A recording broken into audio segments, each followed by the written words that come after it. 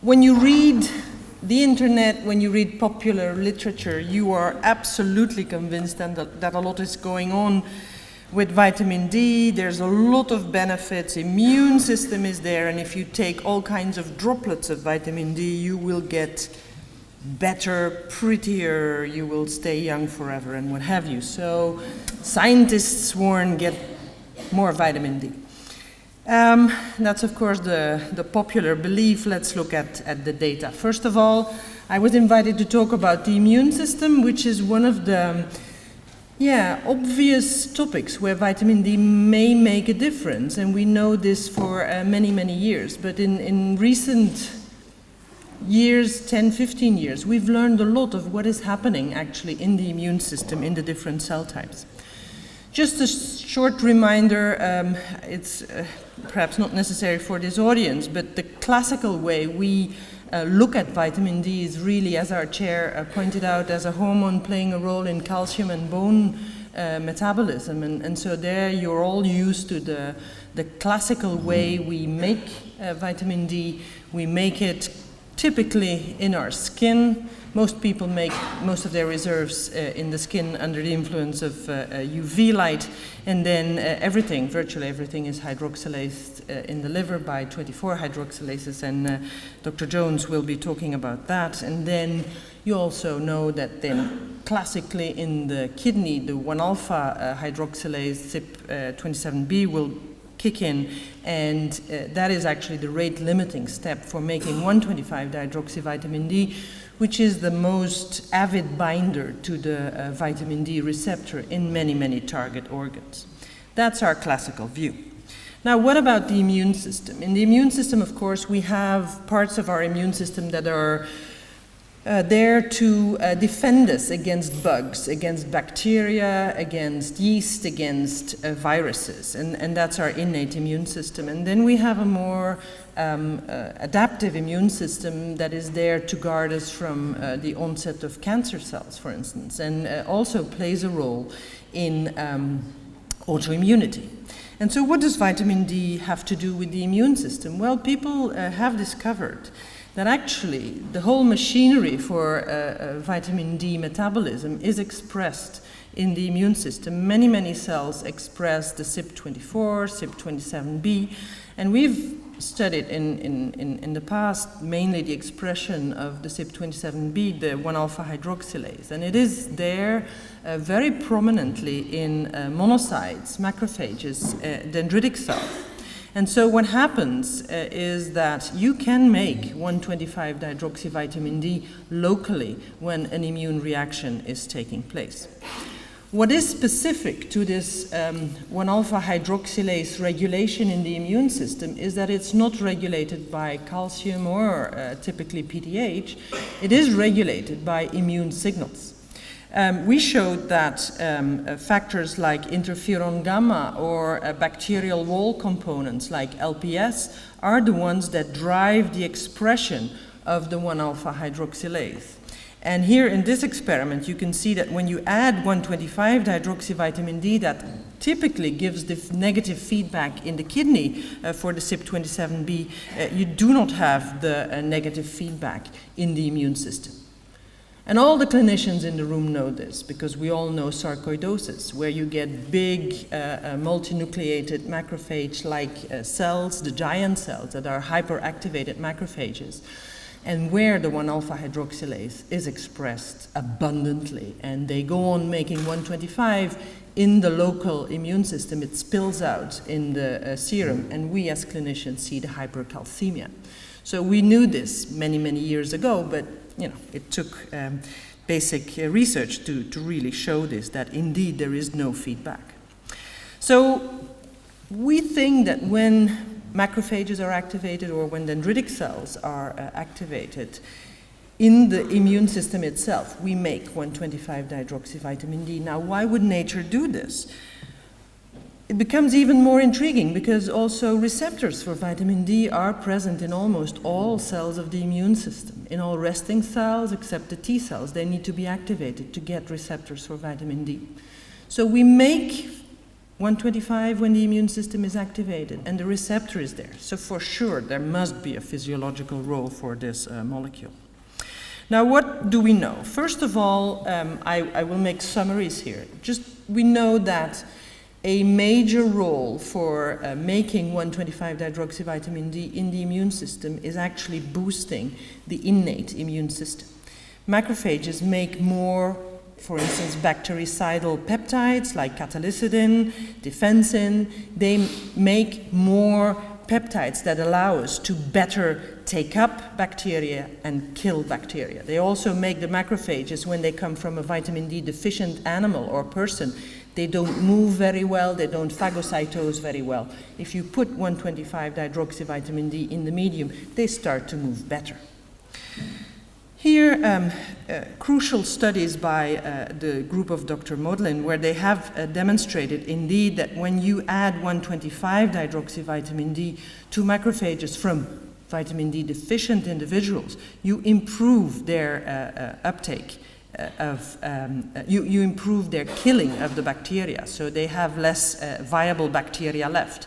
And that is because you make more catalycidin, for instance, and if you block the catalycidin with small interfering RNAs, you see that you can absolutely prevent this bactericidal potential. We know this for many, many years. We used to send people to sanatoria if they had tuberculosis to be exposed to sunlight. Indeed, vitamin D deficient individuals, bad clearing of bacteria.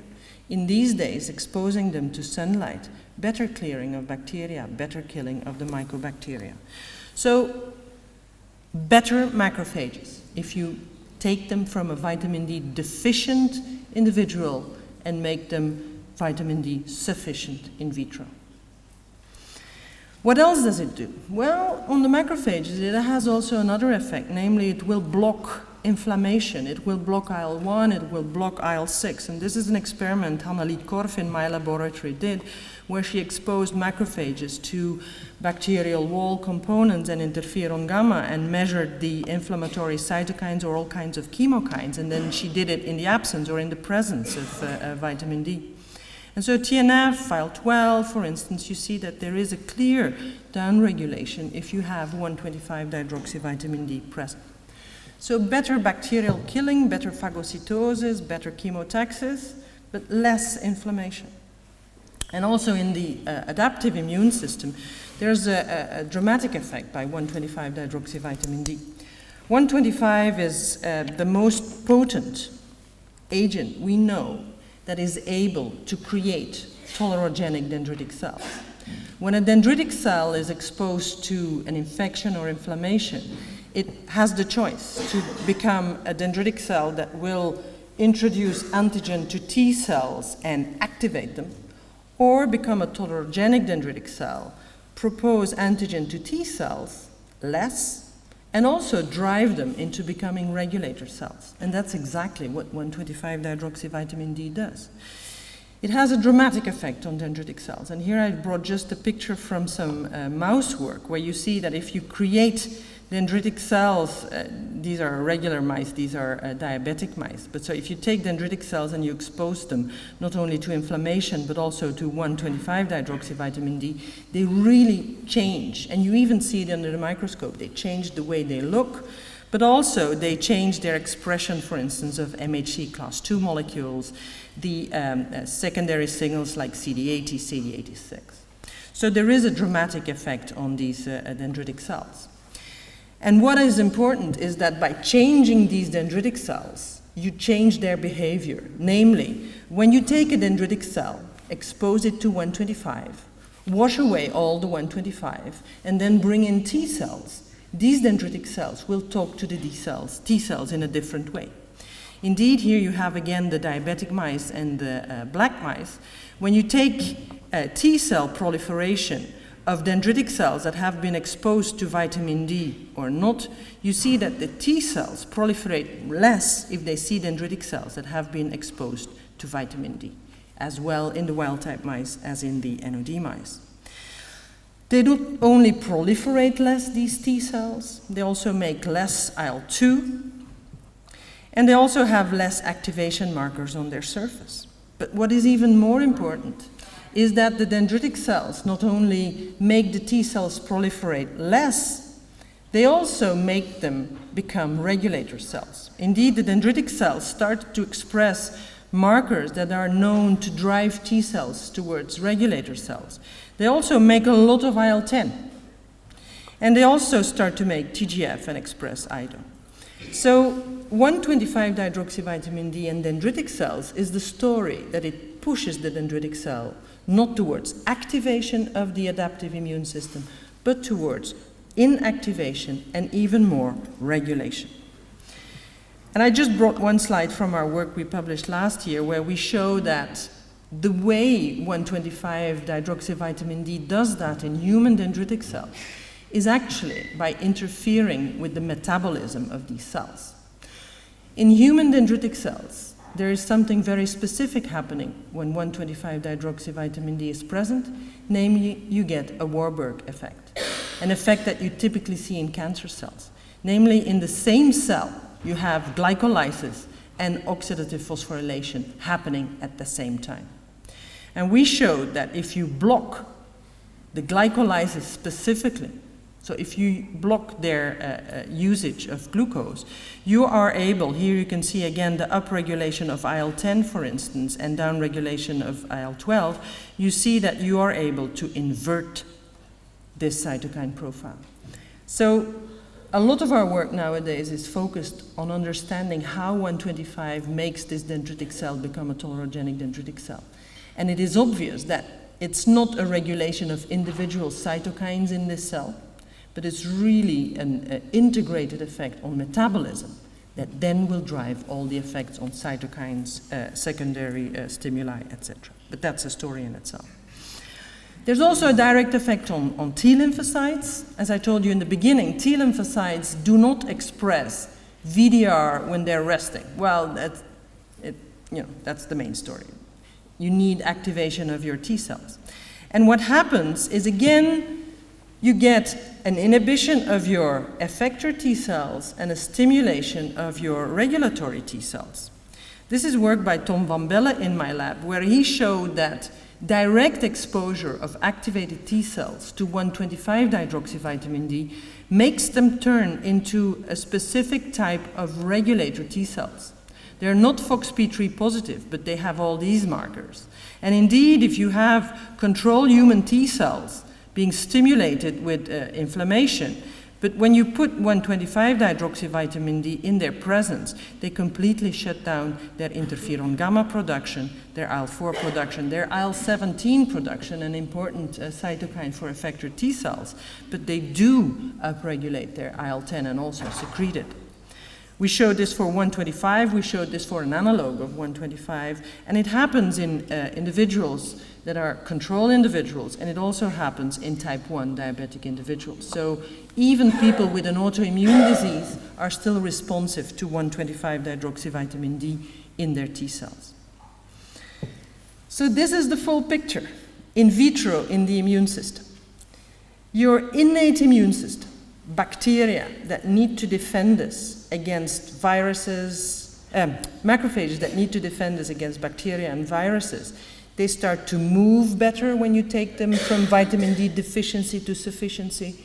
They start to eat better and they start to kill better. Whereas the whole adaptive immune system, there you clearly have a pushing towards regulation rather than attack, giving us thus a very interesting immune modulator to treat autoimmune diseases, for instance, because you would push towards regulation without having full immune suppression, and on the other hand, you would still have your beneficial effect on immune defense. So very nice story in vitro, isn't it? So what about in vivo? Here I make a lot of summaries. There's overwhelming data from association studies, epidemiology, that something is out there with vitamin D. You saw the press, the popular press quotes. Animal models of disease, very consistent. Clinical intervention trials, well, we'll come to that. So epidemiology, beyond any doubt, it is clear that if you look at epidemiology, being vitamin D deficient, severely deficient, below 20 nanogram per ml, 50 nanomolar, is associated with higher infection rates, higher autoimmunity rates, and we have some data in transplant patients too.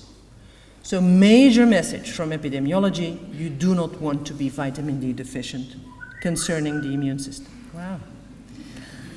Preclinical animal models, again, vitamin D deficiency is associated with higher infection rates, higher autoimmunity rates. But here comes already a small but. It's always very severe vitamin D deficiency we induce in our animal models. It's long-standing vitamin D deficiency, often already present in utero, and that's important because that's when the immune system is being formed.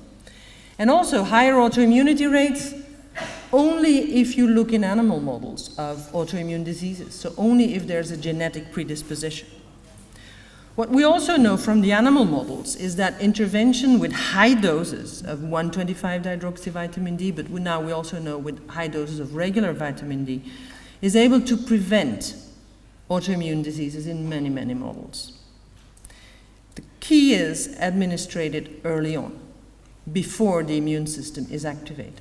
When you come in when it's already activated, it's a little less potent. Here I've just brought a few data from my favorite animal model, and that's the NOD mouse, the model for type 1 diabetes that is doing a disease similar to human type 1 diabetes, but not fully equal. Again, the bottom line there is vitamin D deficiency is not good for you when you are an NOD mouse. Here we made mice vitamin D deficient in utero and in the first weeks of their life. And in green you have the diabetes incidence in males in the round symbols and in females in the square symbols in control animals. So in green is control animals. In red is if you're vitamin D deficient. So your females go from here to there.